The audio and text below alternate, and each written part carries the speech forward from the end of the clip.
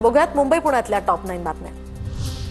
मुंबईच्या छत्रपती शिवाजी महाराज आंतरराष्ट्रीय विमानतळानं चालू आर्थिक वर्षाच्या पहिल्या तिमाहीत स्थिर कामगिरी केली आहे। पहिल्या तिमाहीमध्ये एका दिवसात 1,61,000 प्रवाशांनी केला प्रवास। मुंबई भुयारी मेट्रो 3च्या अंतिम टप्प्याचं काम वेगात सुरू। मेट्रो स्थानकाचं फायर ऑडिट सुरू, तर फायर ऑडिट पूर्ण होताच संपूर्ण मेट्रो 3 मार्ग प्रवाशांच्या सेवेसाठी खुला होणार। बीडीडीचे रहिवासी 14 ऑगस्टला नव्या घरात गृहप्रवेश करणार। वरळी इथल्या बीडीडी चाळीमधील 556 कुटुंबांचं नव्या घराचं स्वप्न अखेर साकार होणार। मुंबईच्या क्रॉफर्ड मार्केटमधून 226 संरक्षित प्राणी जप्त। वन विभागाची कारवाई, आरोपींविरुद्ध वन्यजीव संरक्षण कायद्यान्वये गुन्हा दाखल।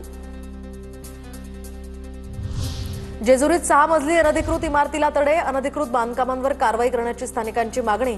जागा मालक, कंत्राटदार, अभियंत्यांवर सुद्धा कारवाई होण्याची मागणी।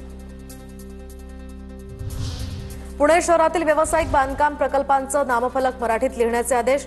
आयुक्त नवल किशोर राम यांनी काढले आदेश। मनसे नेते प्रशांत कनोजिया यांनी पालिका आयुक्तांकडे पत्राद्वारे ही मागणी केली होती। देशात आर्थिक साक्षरांची संख्या केवळ 27%। बँकेचे व्यवहार न करणाऱ्यांचीच संख्या देशामध्ये अधिक असल्याची माहिती समोर। बीपी रिसर्च संस्थेच्या संशोधन अहवालातून ही माहिती समोर।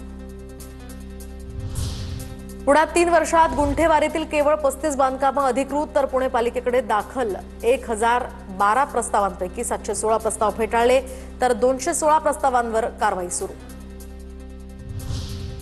पुण्यातील चाकण परिसरामध्ये 5 दिवसांपासून पाणी पुरवठा खंडित। विजेच्या अतिरिक्त दबावानं आता पाणी पुरवठा करणाऱ्या पंपांचं नुकसान।